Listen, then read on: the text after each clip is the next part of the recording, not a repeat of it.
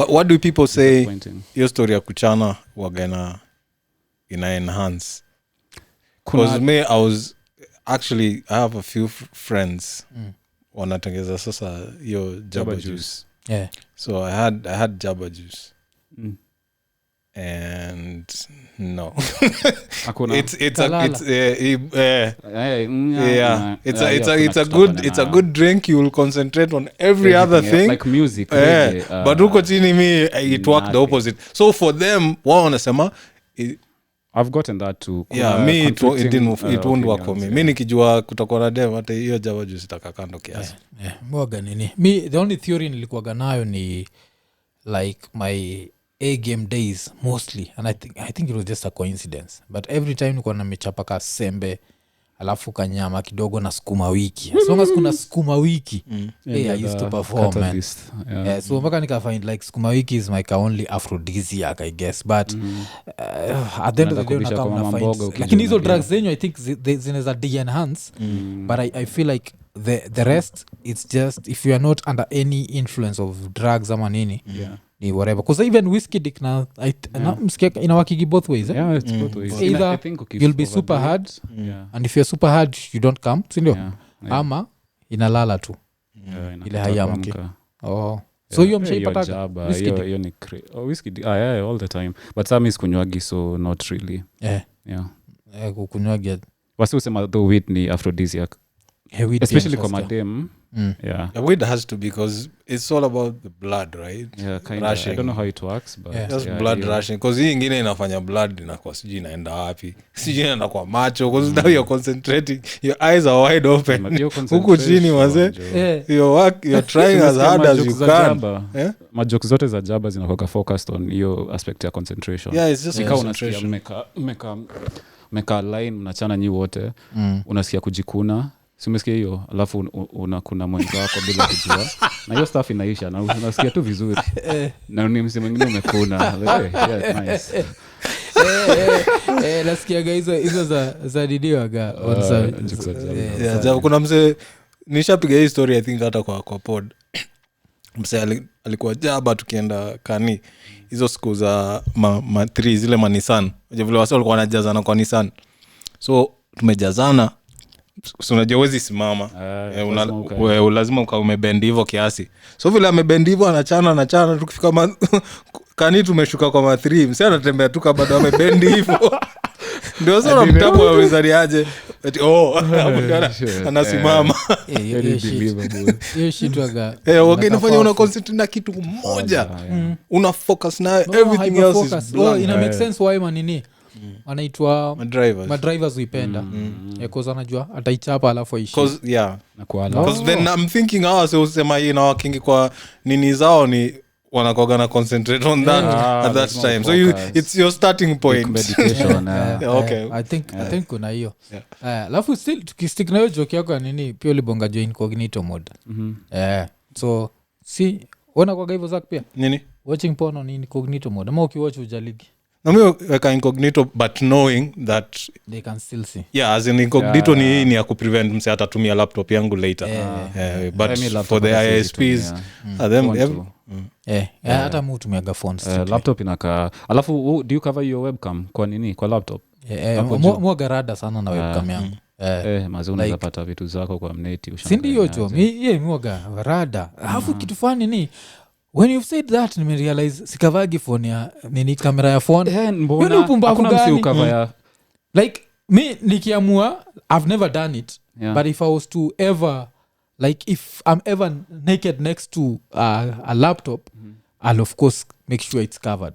Taipeleka hivi, but phone wagatu niko nao nikiamua kujack off tumia tu phone tu vizuri tunatafuta ile kitu tunatafuta and I jack off and I feel nothing. Yes. And I feel nothing about it, but I think I don't know. This is how paranoid I am with this shit. Kijack off una hit the webcam itself ndio ibla. Listen, hata yani nikitoka shower siku hizi ile the empty bedroom ile nataka ku make into a studio, hapo ndio nadia kila kitu na change. mali hakuna kamera yani mimi hata TV ikiwa on naona nikawa sio wananiona na izima. I'm just that paranoid with this shit. Yeah. So I try to do things when there's no gadgets in front of me. Umekumbusha hiyo hiyo nini the Google gig.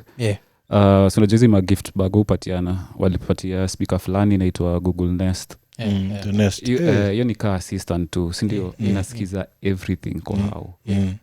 So hata play music tu unasikiza ndio uweze kuipatia instructions. So imagine the number of things inasikiza, inajua bila unajua as long as unafanya ni commands tu inasikiza, but basically inasikia kila kitu kama mnaongea about anything. Google wako na records zako. Ni funny cause nini kusuja every year kuna kwa kitu inaitwa Amazon Prime Day. So kwa the previous Amazon Prime Day nilichukua 2 but sasa za Amazon zinaitwa Ecodot.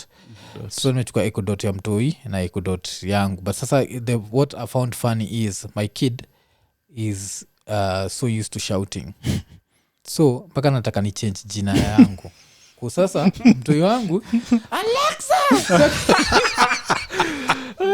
saki shout Alexa unachekibia hii Alexa yangu iko like kunaendaje it's so funny to see mpaka sana nataka ni change so jonza change jina so that's what I've been trying to imagine like what do I change the name the prompt name to, but imekuwa ikinijaa sana, but mtu mwenyewe alimeishia kwa grandmother yake weekend so so hata vitu mpenda kubonga sana na yeye juu yake ni do.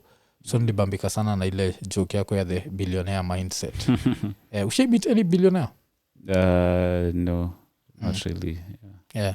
Because I'd say I've met a billionaire, although we didn't talk, but I've had a billionaire call out my name, and the billionaire is anaitwa nani kale kabdagali dead Kirubi. Chris Kirubi. Actually that's a joke in my mind ni anafanya. Ile siku tulienda K1 ama K2. Hii ilikuwa Baricho Road ilikuwa K2. Yani K2 yeah. K2. So kulikuwa kana Kenya Night K2. So that's how I ended up even on radio, because apart from Kirubi alikuwa hapo, but apart from Kirubi kulikuwa na mtu wa Citizen. I think Kirubi alikuwa na represent wealth so much that when people talk about billionaires, he's funny and the first person who comes to mind. Then you remember, oh shit, he's dead. Then unaanza kufikiria jua kina SK Masharia. Before you think up, because I don't never think about politicians, because I always think like they stole their shit. Wanjigi neza mweka hapo. But Wanjigi nasikiaga si billionaire. Pia ni za Donald Trump. Hujasikia hivyo? Sijui stories zao. He's a Trump. Ni wale wasi wako wanasema wako like na certain value na si hivyo. Kuzata ukicheki unajua Kirubi alikuwa msewa Maybach. I don't think Wanjigi rolled in Maybachs and all that shit. Nani alikuwa ina show yani kama suits venye alikuwa na dunga. He used to own like a whole building. Unajua like si International House ilikuwa gake if I'm not wrong. Alafu siada even the nini kuna msetu libonga juu yake majuzi. So that friend of ours alipatia a very funny story of where they went to like a restaurant. Na mabeste zake and Kirubi was there. Alafu what happened was like one of their friends was this very loud fuckers. Unajua every clique has that one guy who's really annoying. Unataka kumwambia wewe maintain. So alikuwa kana mse wakibonga mse hana pasua. Then Kirubi akatumana. Akaambia waiter like enda waambia lase wa reduce volume. Alafu of course Kirubi as a client, this random motherfuckers who the waiter has to do that. So the waiter came and said like this guy has requested that nini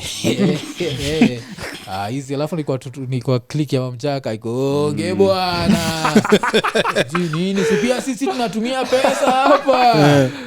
So washaendelea whatever. So by the time they are doing all this commotion, like the bill on the table was around 33 G's or some shit like that. So they ended up making noise. The next thing that happened was Kirubi alitumana bill yao ikachukuliwa. So akaona tu bill ikachukuliwa, afika na Kirubi akapatia na kadi kaswipiwa. After the next thing is security. Motherfuckers, get out. Your bill has been paid. You've gotten a free meal and drinks. Get the fuck out. It's good to be rich. Nikakwa kwa hiyo table naweza kuwa nikimfuata hivi place yote anakula. Naenda napiga makelele lazima fukuza hivi ndivyo anakula ma free lunch. Lakini ulisikia story ya Will yake ya Kirubi. Sijui aliachia the kids alafu wife akapata kanini tu. Alipatia wife ni? Ya kuguzishwa tu ka like mega sijui if it's any true. Yeah, but I always take like my relationship with my mother is in such a way that if my dad was rich and left nothing to my mother would still be sorted. I'm saying come to ni if it's the kids are from the mom hakuna shida sio tamsort. Lazima msort mother yenu. Because we talked about the will, but si tulibonga juu ya the siblings perspective. So you heard what he did for his siblings. No? You heard what he did for his siblings? No? He left each siblings. Alikuwa na 4 siblings, each 500 million Kenyan shillings. Yep. Watoi? Siblings. Mama bro na masizi yani. Yeah. Na vile ni wenye they're old and they have their own families. Now ni wasi hata I'm sure like the relationships now are not that tight. Unamwachia him was tight with his siblings. Apparently what happened... Sorry bro and sis. Apparently what happened was his parents died early.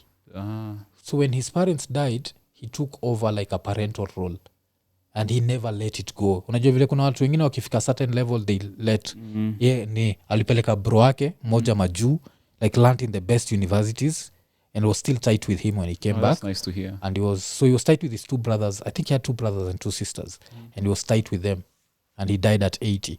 And to me I say like I never admired the man because of some of the bullshit he used to do. Alafu pia like he could try kuwa young and he's a DJ unacheki. So there was that bullshit side but now the human side of him like to me because Musamagada that's what now represents real wealth if you can take care of your grown siblings who you've sorted in life but even as you live because now you are creating wealth for the whole family.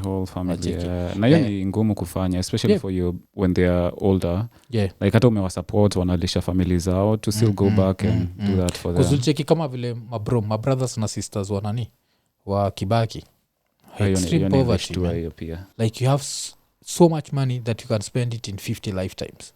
You have like 2 or 3 siblings, just sort them out with good housing and good whatever. Walikuwa naishi in like very funny shelters and what and people are there saying like no you don't owe anyone anything. If you don't owe your blood anything, who the fuck do you owe? That's your blood. Na hii argument unaweza nini aje na ukisema ati maybe bro yake ni wale wase wako na sijui addiction to something namba ya keja nauza namba ya nini like haizi saidika by keja basi na stay in your name, it stays in your name but they live there. They live there and then unaanzisha ile trust ile like after some time inaweza kuwa transferred to his kids. Acheki because one of the kids then you can mentor one of the kids na kuuza hizo vitu ziko kwa haumba ya nini like we too just a structure yenye na inaweza kuwa ni structure.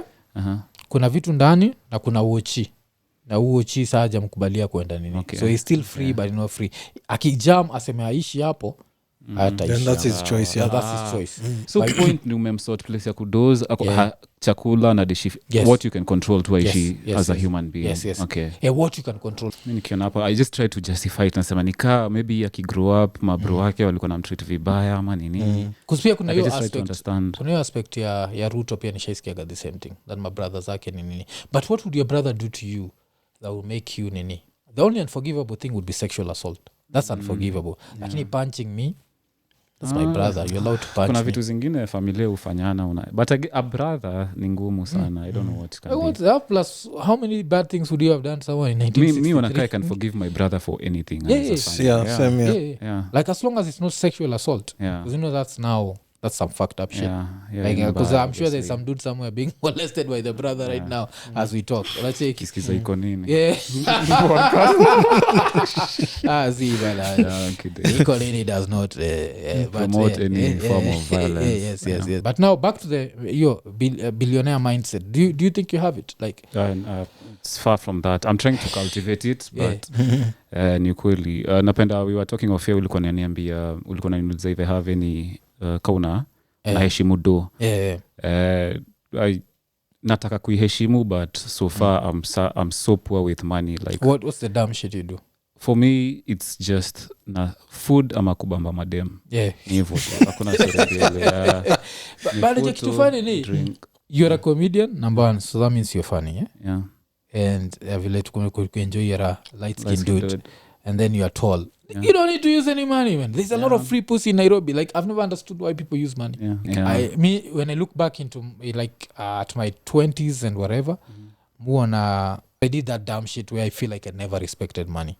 but right now I feel like I respect money mostly more. ilikuwa inaenda wapi then Yes, tunasema like there'd be DSTV, there'd be what else internet internet, hiyo kupimp but keja, internet hiyo nini kupimkeja I never feel anything because I always tell people this like if you spend how much 3 Gs a weekend on drinks for example 3 Gs a weekend that means every month you're spending 12 Gs on drinks after 1 year how much have you spent? You've spent like 144 Gs sindio mimi I buy my TV for like 100 Gs my TV is still there you've pissed your 100 Gs see so I never feel with electronics I never feel anything I've muaga nime rate electronics because I still see them there but inaweza vunjika ama ifanye inaweza vunjika because hata mto yangu nini hiyo iPad mutumiaga kwa show by the way umeacha wapi iko ilibaki kwa best yangu tukishoot like episode 109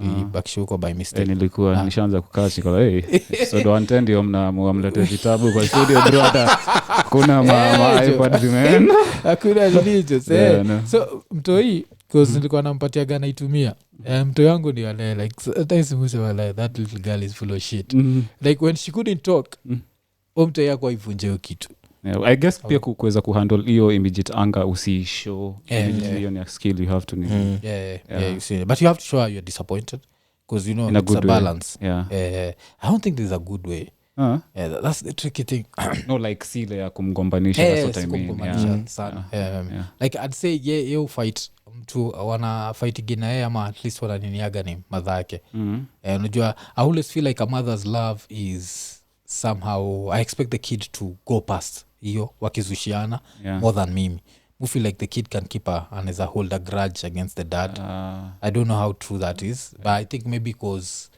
maybe mimi just kwa tight na buda so mu feel like maybe kuna hiyo kuzako ulikuwa tight na budako sindio ulikuwa tight na budako hapana kwa nini my dad is like a military guy no see he works in the military or anything najua that African parent shit African parent which weirdly enough niko na joke pia nasema like on my sidhani hata budangu najua niko na birthday ngai alisahau tu but kuna time ni African dads yani yeye ana provide everything he needs to provide but we hug utapata once in 20 years hata I don't think my dad ever hugged me my dad never hugged me he told me he loved me when he was drunk he did that a couple of times which understood that's like an African thing like I mean my dad ameniambia I love you a couple of times and then you're just a sensitive light skin we out here working with our dark skin yani hakuna ile buda kwa iniambia hivyo but it was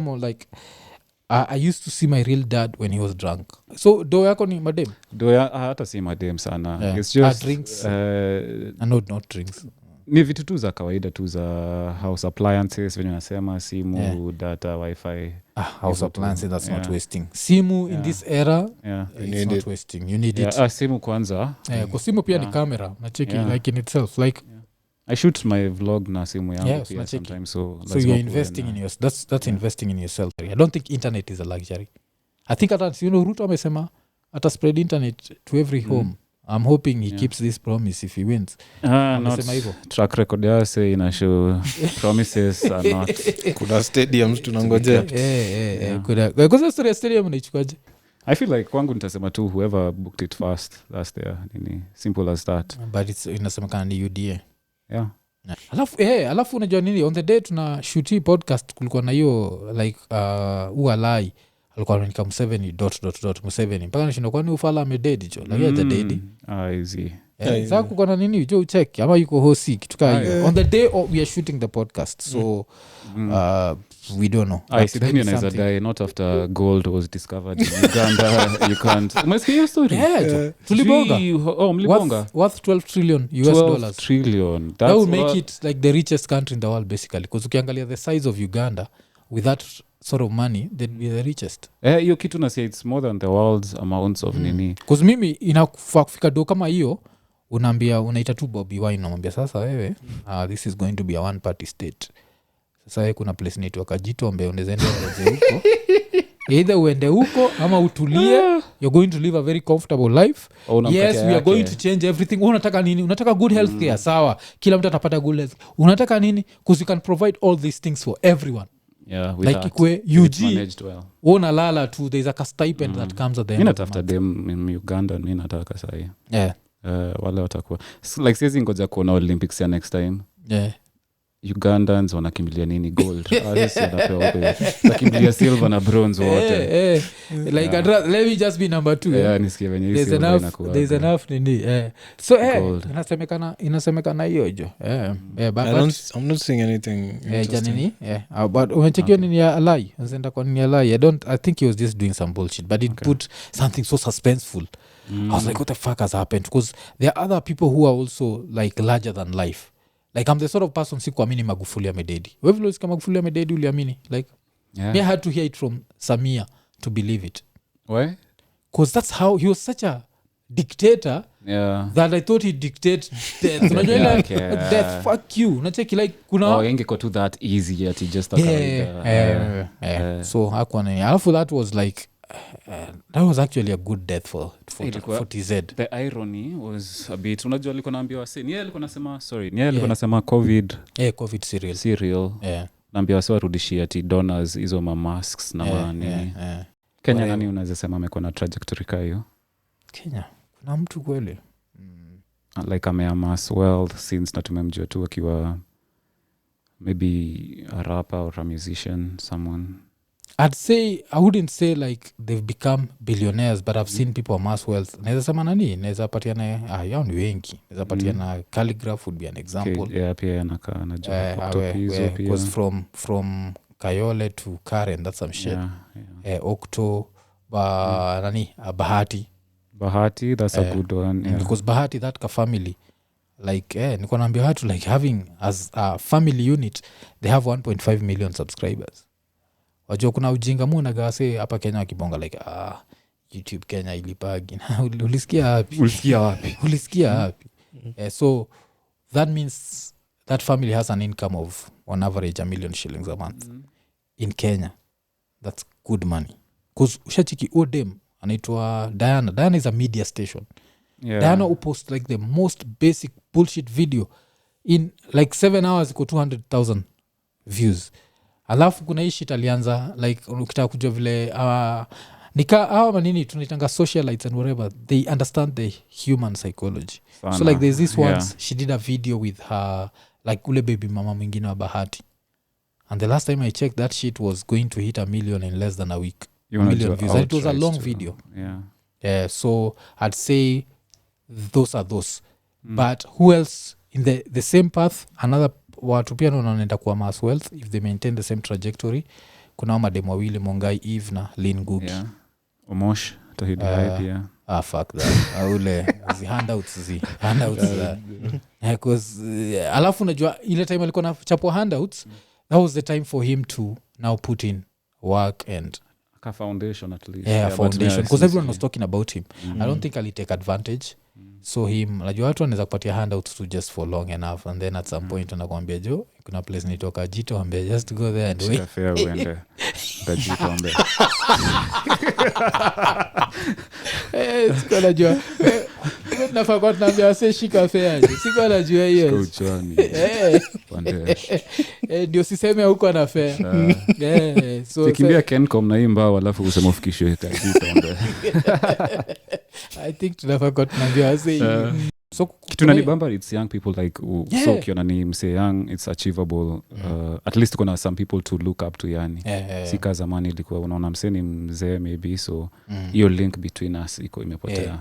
Inapotea. Alafu so tunacheki so Juka Odem, I think Monga Eve, she's like so only under 25 I'd say Lynn Nico maybe in her early 30s ama okay she's in her 30s which is still Nini and alafu pia ikikam to podcasting I'd still say kwetu kuna nani anaitwa umse Andrew Kibe because Kibe kitu moja nimeka kunotice, unajua we are content creators, mwambie watu hivyo.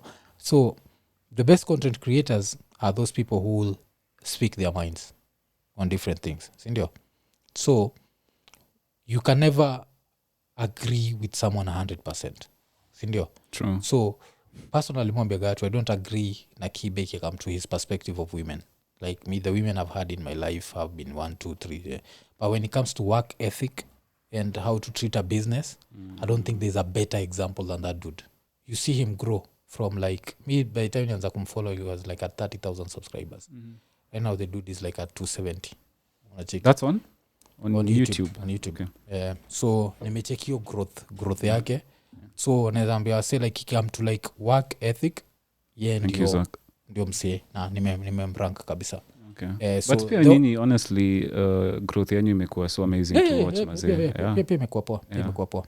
So unasema Kibe ana motivate wase by insulting them to keep going. That shit motivates people. Like nilicheka sana kuna time tumebonga juu ya religion and then one of our fans akaniambia like hey, unajua msali bonga juu kitu leo kwa Twitter Spaces.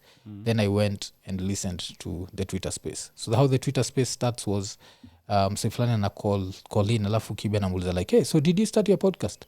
Alafu mse anaanza kupatia na excuses. You were like you see what happened was nini napatia na excuses mob. Alafu kusema Kibe umse abongi. Alafu sikia Kibe all of a sudden yuko like you guys I'm sorry but I think there's something wrong with my connection today because all I can hear is bullshit. I felt like that was like there's a way he does it, it's insulting and what, but if you look beyond, so me place to not disagree his views on women, that one I don't think will ever come through Nini, but he come to hizi zingine I think tuna agree on so many things like hiyo kuzo msa alipatia na story mpaka msa siko na equipment tayari basi fanya at least 2 minutes alafu come up because there's always a reason not to do it. Nacheki hiyo design kitafuta nini excuses utaikosa utaikosa. So nilifind ikiwa nini, so hizo insults nilizifind zikiwa didi. Napenda venye how agree na nini views zake but you can still watch it and learn as opposed to unajua kuna mse just the same way you're saying anaweza ona joke mbaya isi akuwa offended alafu sasa aende on Twitter mtandao sasa kuandika hivyo more offend watu wengi sana. So it's right to get offended but the fact that I offend people every time I disagree with religion means that I'll be hypocritical for me to be offended by nini. Kuna baya story ya juzi ya Caroline Mutoko pia. Wali onaje kwanza story ya Expressway? Alikuwa nasema the whole argument was matters if I kutumia Expressway. Ziko nini nasemaje because that's the thing. Me feel like she kama mat ziko allowed. Ni kweli ziko allowed. Ziko allowed. What's the actual? Ziko allowed. Ziko allowed but ukizilika zikatolewa but I'm here they're still using. So ye kile alikuwa nasema ni zinakuwaga so indisciplined that they should not be up there. Nacheki. But apart from that alikuwa nasema pia sisi kama Wakenya tunakuwaga very indisciplined. Which is true. We're very indisciplined motherfuckers. That's actually true. I think the reason why watu walijam is because she comes out as a classist. From like that, if you're from an upper class she's going to respect you. Looks like she's talking down on kawaida people but what she says I guess ni facts too. So the message was there, we just hated the message, the delivery. Watu walishine indiscipline maze mi kwa kuna kitu nachukia especially kwa traffic ni littering ama anywhere maze that was me. Sijui why that was me yesterday. I had looked at this guy he saw the disgust in my face yani mpaka I'm sure he was wondering what's wrong with this guy. So alikuwa tu konda yake anaendesha tu vizuri then akona chupa ya soda it was tu kwa window like so ile gari nilikuwa nayo mali niko I'm level with him so I can see him so he just saw the face I made cool. I'm sure he was like nini mbana akakamtiaje kwa mat sasa amekunywa whatever drink alikuwa nayo kwa chupa akamaliza so chupa alikuwa amekaa east side tuseme dirisha iko somewhere here so kuna msee hapa so afungua dirisha karusha hiyo chupa nje hivyo through there alafu ikifuniko katos nyuma kwa hivyo kwa mat sio tu hivi nyuma hakuwa na watu kwa nyuma si utupe hata nje zote hakuwa na watu kwa nyuma kwa kiti ya mwisho sasa akatupa hapo akakaka space kako tu hapa yani so shanga mbona ulite hata two different places unakumbuka ile time tulikuwa tumenforce rule ya mat zikuwe na a dustbin pia kuna msee niliona sasa mata iko na wasi wengi the buses alienda zile shit wasome tupa hapo ndani alikuwa achukua moja sana toa hapo narusha nje kwa mlango ya mat like imejaa tu hapo so anatoa Yeah. au ndio wase mi kuwa offended na vitu ndogo ndogo tu sana like niko na gun singeko na ua wase niko wasekao yetu wasekao small issues so kunyora ovyo anywhere kwa barabara those types of things. Sorry to digress. You know, it's good kunyora kwa barabara. It depends where kwa nini mtu ananyora. Funny enough hapo I'd want to know more. Kwani ni as an adult so like, you plan your you have to plan your shit but sometimes if you gotta go you gotta go. I don't think so plus familiar pee ni biodegradable so as long as it's not the same spot like everyone goes to the same spot but pee ni biodegradable you understand like it's not going to affect the environment but in public na nini yes that's why nauliza like what sort of path is it ni path watu pia wanapitia because I don't want kids to be seeing you shaking your shit hapo but na understand kile unamaanisha kuna kuanganizo tabia tunakuaga nazo zile mpaka nashinda kwa sababu ukienda majuu alafu cause kuna hiyo ujinga unaweza fanya before come what just go like shit like kuna zile vitu za majuu kwanza uwezi majuu jo unaweza sikia pia go back to Africa fulani jo kamekukujia huko kale ni serious sana so niko nasema hivyo like I think itakuwa hypocritical kufikiria like msee moja it's all bad nacheki like I feel like kuna hiyo nini that's number one afu kitu ingine nimekams I don't know who said this shit but kuna msali sema like when you start seeing the greatness in others start seeing the greatness in you nacheki I think Andrew Kibe alisema hiyo no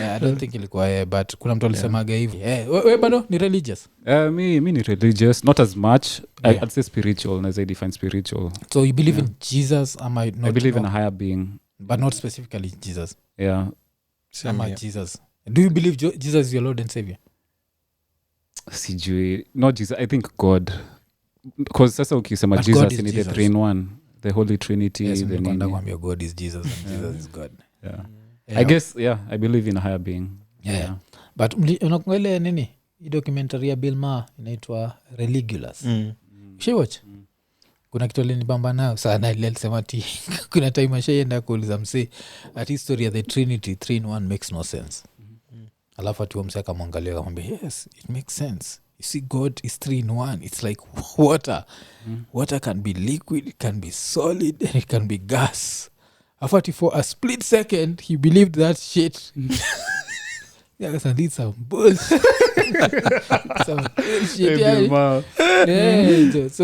so kulikuwa na hiyo aspect ya nini but lakini pia nilifurahia ile joke yako ya ati umsa alisema ati you go to church once in a while ati pops in they find out kama washa calculate the date of the second coming like is it closer kama kama pata any updates they've narrowed I found that shit to be hilarious yani so the last time ulienda church ama uenda hapana not as often my mom tries to tell me to end for maybe a Thanksgiving Eve or something last time ulienda ni I'd say like an year ago ilikuwa bado times za COVID okay kwenda Jesus protect from COVID aniponye COVID manze Jesus was your mask kuna mse actually alikuwa na mask imeandikwa the Lord is my shield like I don't think you believe that kaikonye sio mask basi kuna kwa ganayo aspect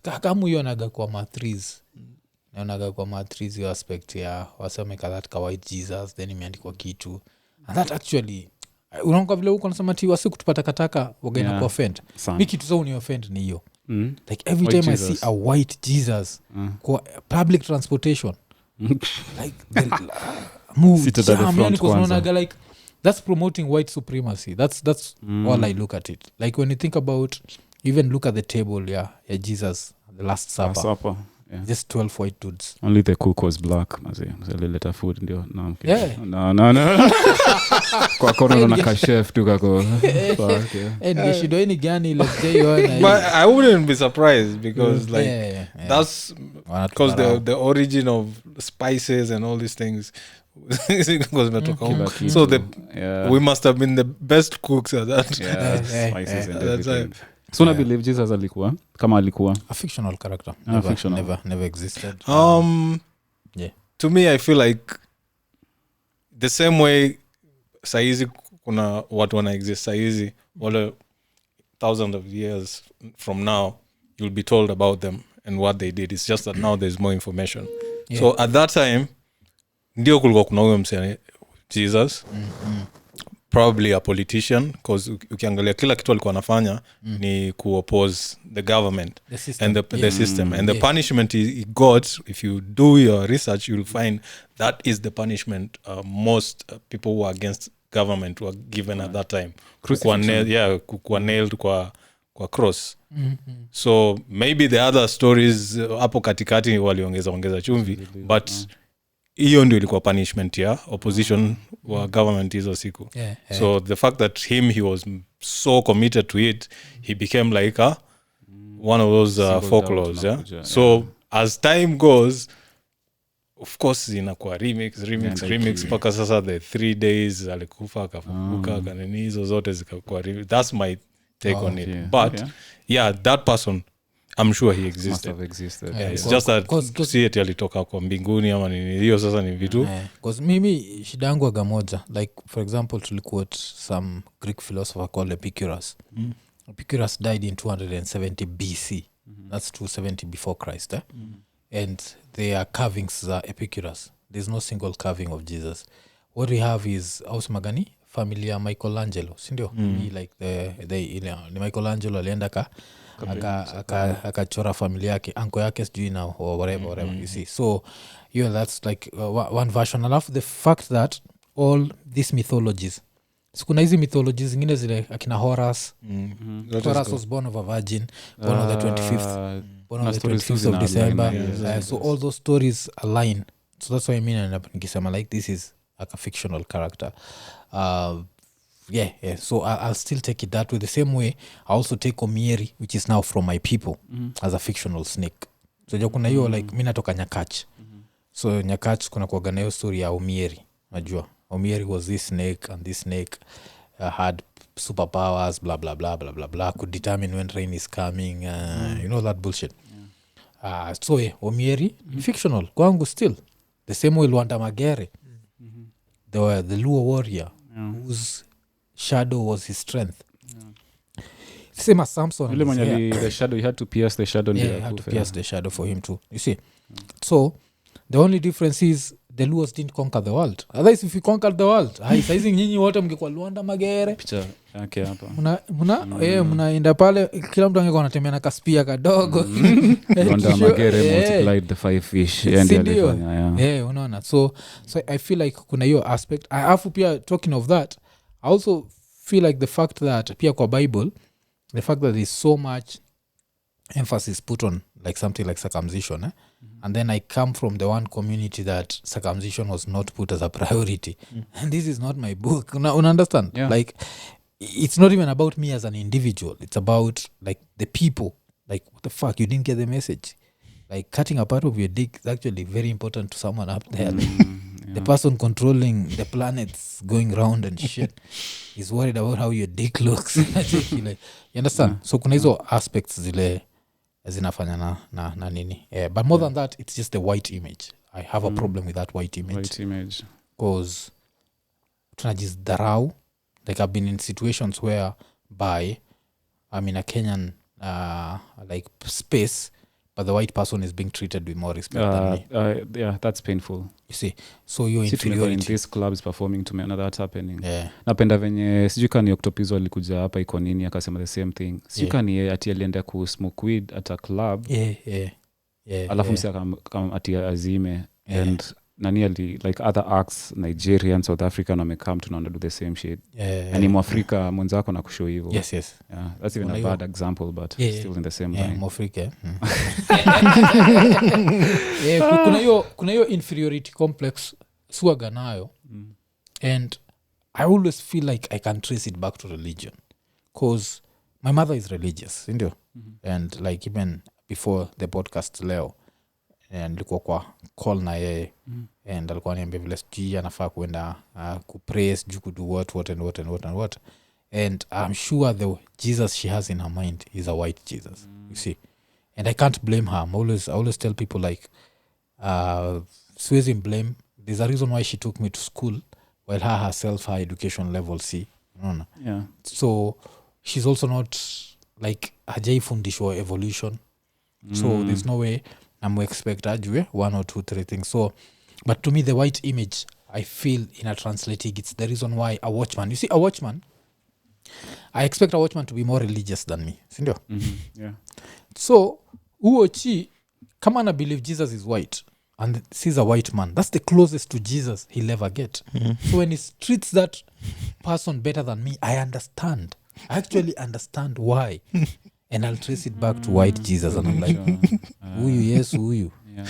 uliona ile redi ya Malema kwa hiyo podcast ya Magji akisema ako na a white bodyguard so ati huo msee ye umwambia atembee nyuma yake but ati huo msee usense sa ile kunaenda kuwa na problem huko mbele ye huenda mbele sasa akienda mbele kwa gate gate inafunguliwaga immediately wanaenda but anasema ati the next ile time atatuma huu bodyguard mwingine ati will still find him there explaining his origin sijui where his mother comes from so kuna hiyo you try and look at South Africa this is a society that has seen the white devil it's made the white devil but they still kuna hiyo aspect ya nini so I feel like kuna hiyo that's the reason why na nini so maybe some white supremacy played a role from Christianity na speaking of your mom like anajua your stance on religion everyone else knows except my mother I never sit down with her on that shit so even I let her pray for me and all that shit like I know she's talking to herself but I'm cool with it she'll be there like make sure so unafikiri reaction yake ingekuwa nini angefikiria tu umepotezwa na nafikiri nimepotezwa but niko sure kanisa mkalisha chini nitry kumexplain ya evolution alafu kwanza mother the only thing mtamwezea ni education takola kuna ile kitu you valued more than anything else okay sawa juu ya hiyo tulifundishwa juu ya 1 2 3 so I think I could actually convince her that there's an argument to be made for the white because mother wagamerate education sana like ni wale like kwake ni life or death like ile design ya missing a day in school kwa mother ilikuwaga like you can't nini but what happened before si shiti ndio alikuwa nauliza like zile mila tulikuwa nazo before the white man came what happened to that see the white man like, came who are we worshipping before then I think sijua nilikuwa kuambia you check the missionaries wali show up sindio half try kuimagine I'm assuming they had tula to crosses to wao na kwa their cross kale kamsewaga kako pale sikuwa na kwa white you would you still and then you've been told this other person ukimworship and bring prosperity which you know that time they're bringing us science looks like magic they're bringing us advanced science not just science because science always existed to our nini to those days anyway to Africans in everyone there was always science we were just doing it in our own different ways sindio so kuna hiyo aspect but then what I'd want to know is about like the this community this black people wale walikuwaga originally in hii place naitwa nini Egypt because sojogawa say so that's the reason why noses waga zimebreakiwa like all pyramids natikivilo break noses because the noses was flat as fuck so mwarabu anajua hii nose yake this is some nigger nose wakazi break zote because unasikia kati pyramid hata vile light huingia like everything was mathematical hiyo kitu ilikuwa like everything was precise like light huingia sijui at 66 degrees sijui alafu hapa ukimultiply sijui what by pi sijui ni nini so there were all these things and even the white man right now has not been able to figure out like what the fuck was that as it replicate but sasa the closest ilikuwa afu chekizo majina zilikuwa hapo sijui ya take pumpo sijui whatever they are very they sound very African alafu see Mohammed Hussein whatever you know Egypt you expect it to be like such Arabic, like Muslim names they were not so ndio waga wamefanya wamebreak hizo manoses so ndio usinini unajua nose yetu waga it's very distinct sijui kaonaelewa najua vile sema nose yetu nikanotice jo Mr. Waweru hapa iko na white nose you need to talk to your grandma and find out This Kama reduction email anini yako ilipotelea gapi? Unaamini ati like for light skin people who are Africans like lazima in their lineage kukuwe na some white nini ama tu namsaliambia hivyo lakini iko kweli because I think like for cukes is also heat retention. Mlikuwa mna nini next to the mountain the lighter the skin the higher probability ya kuhit retention of heat. hiyo na doubt. Because we're type Malia, because how did race come up? According to science, race will come up through evolution. So the more that black people will move into colder spaces, now the people wale walikuwa very dark skin walikuwa na hard time. So the lighter the skin ilikuwaga uta retain heat faster kutushinda. But South Africa unachomeka na jua sana. Sisi tunachomeka unajua iko. So of course the black skin ina to protect. Exactly. Now we are able to absorb a lot of heat. But I guess pia ingine ya baridi ni unabsorb hiyo baridi pia so it becomes actually so there's that ama inaweza kuwa niyo your ancestor was ilikuwa ganani ilikuwa cheza somewhere kuna Styles P were the locks wasikizaga rap kweli not really me I'm into battle rap not na hip hop kidogo tu okay. So kuna msewa and it was Styles P were the locks alisema go shit like I'm light skin cause and a white person raped my ancestor some shit like that. So there can also be an argument for that. The fact that colonization ili happen hiyo area yenyu so the probability mtu alirape mtu mwingine ni very high. Unacheki some African woman passed there your great grandma had a huge ass sure is there something you not telling me so unacheki so kuna hiyo kwani unafeel niyo nilikuwa hapana si lazima ikuwe rape inaweza pia kuwa consensual okay insulting white devil but hii yako ya love like it comes back to the liberal definition of love according to liberals if one person is too powerful than the other then the sex can never be 100% consensual. What's your views on that?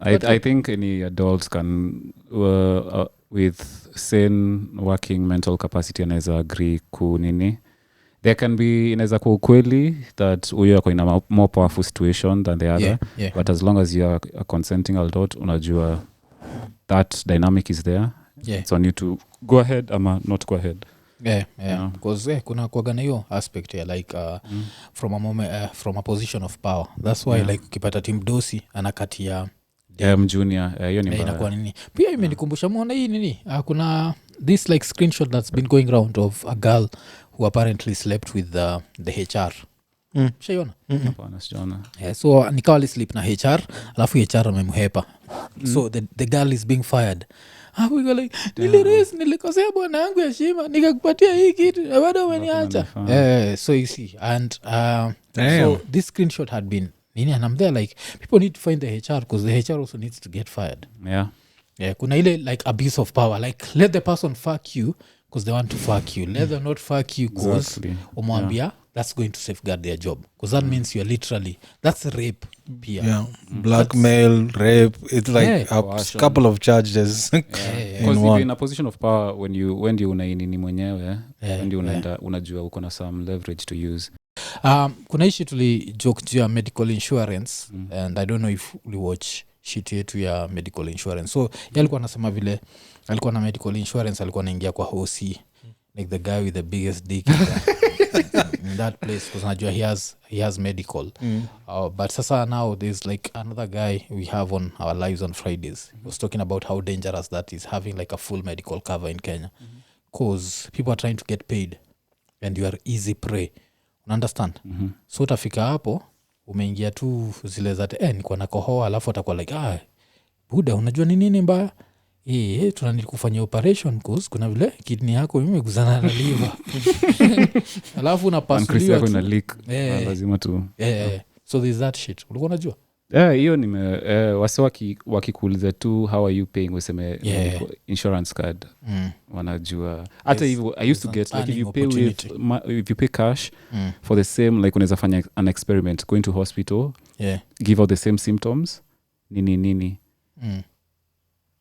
ukilipa na cash zile da utapewa zitakuwa kiasi kuliko ukilipa na nini because they want to it's a business at the end of the day wanakuzia the more they want wanakuwekea madawa painkiller 2 nini so I get there's is a risk of being taken advantage of ukiwa nayo, but I'd say I'd rather have it than not. Mi nimekuwa both sides of that. Yeah, there's that aspect of like I feel like watu kama sisi wale tunatembea around without medical cover, we are taking that risk. There's that risk of where I'm not a religious person, so I don't want to leave it to chance. Najua like if shit was to happen, I'm going to maybe rely on prayers. Like, fuck that shit. I want to have options. I want to have options. I think sikuwa nimekuuliza ni they'll find your Ukrainian Russia. Hiyo joke ilikuwa funny sana. Vile ulikuwa nabonga juu ya the fact that ati ilikuwa ni Netflix walicondemn Russia. Ni macompanies walikuwa na kama wanatokea ati wana deny streaming services ama whatever they provide, wanasema hata wapatia just as a punishment. So hii ninja inasema ati Putin maybe alikuwa na watch Tinder Swindler. Alafu ati anaambia like oh shit, Netflix wameblock Tinder Swindler. Alafu ati ana call soldiers back from Ukraine. Hey, rudini jo. Every time wanawakola na kumka like oh shit, there is Express VPN. We are back. At Rudini malize hiyo vita. I found that to be super dope. Nakumbuka I was only interested in the Ukraine-Russia and after finding out the Ukrainian president was also a comedian. Nilifind hiyo. So in ninja inaambia I say like if you don't laugh to this joke, the next time when I'm the commander in chief, we'll review the footage. Nilifind ikiwa funny sana. Alafu pia kuna hii shit yako ya ati vile Nairobi advertising was the only city with a national park. Found that shit to be hilarious. Yani najua nasema like didn't happen by choice. It's like your house ati upate hao yako imeflood, alafu anza kusema this is the only apartment with a swimming pool. With an indoor swimming pool. You know that shit like yenye we turned Nairobi into a city. These animals were there. Si tulizipata and now tukabuild some shit around them and then tukaanza kuclaim we are the only blah blah blah. Ilikuwa just by chance, hakuna anything infrastructure yetu na kuaga shit. Alafu unajua hiyo nini saizi vile tumekaa hapa ndio imefanya nikakumbuka yenyewe vile yosemaga Nairobi was a a Masai town. That shit is true. Because these fucking lions are just there hapo ndani ya national park. And Masai is just used to live huku na wanazaana. Ronga supata ma lion tu, nikotaka kusema rhino, ma lion tu kwa streets zikiroam tu hivyo yani. Kimchezo. Kuna matua guide fulani walichukua video ingine. I found very interesting. You know the way watu wakiona lion wanakuwa so fascinated. Unajua? So huyu msee alikuwa ameka kamera mahali amecheki lions zinaotajua. So at that point wanaona tu moja, but kuna ingine imejificha mahali but they can't see it. And then as they are filming, kama sai kakapita kaki had mangombe. So unaona mangombe zimepita, so wanashuhudia what will happen because hizo ngombe zikipita most likely kuna msee anazichunga. Unacheki kama Masai moja kamekam kakipita, kumbe tayari hawa Masai washajua kuna lion hapa hivi. So the only thing hawajui ni ziko ngapi, so they have to communicate with each other ndio wajue vile watastia hizo ngombe. Unacheki kama Masai kakupita hapo kakaiangalia hiyo lion, nyuma ndio kuna kamera, so hajui anything about the camera. Anaona tu lion, so ana signal huyo msema nimeona moja hapa, so hiyo ingine iko mahali since sioni kuwa rada biko tu mahali hapo. Mintadi alafu anapitisha tu ngombe zake hivi anaishia nikaa kuhesabia na so hizo lions na ule utafight na so hizo lion pia zimeona hivi zishajua hapo okay this is not the territory we usually like once zimeona huyo Masai zinajua mse sasa ndio yuko he's above us in the pecking order, so we have to chill. So hizo hazikuwa in the hunting mode anymore. But I saw that shit, I was like this is so fascinating. That's dope yani. Wow, but yo ish yako ya nini that was some good shit. Atujabonga juu dem ame city tattoo ya weed kwa forehead, niko nataka kujua views zako on that shit. Like what the fuck is up with Kenya man? Kuna dem ame tattoo weed kwa forehead apparently to show solidarity with Wajakoya. Ameji-employ, self-employed. Oh dem, sijui juu ka like a whole nini ya weed ile you know that universal okay the three leaves hiyo ka tattoo artist wake akumlipisha 420 bob aligongo. But so it comes to that like demka huyo anaweza kustedisha like dem akiwa na kiwid na akwe msupu anaweza kustedisha. Mi shida yangu tunaye ni if you rely on employment you're fucked. That's to be a big factor. Fucked. I think unategemea. Better pray that Wajakoya wins and you're in that cabinet. Alafu pia nafikiria zile za like what happens wewe ni ka grandmother fulani alafu uokoke alafu watu wako wanataka saa kusmoke weed like grandma you have it on the forehead na kama managu by the time uko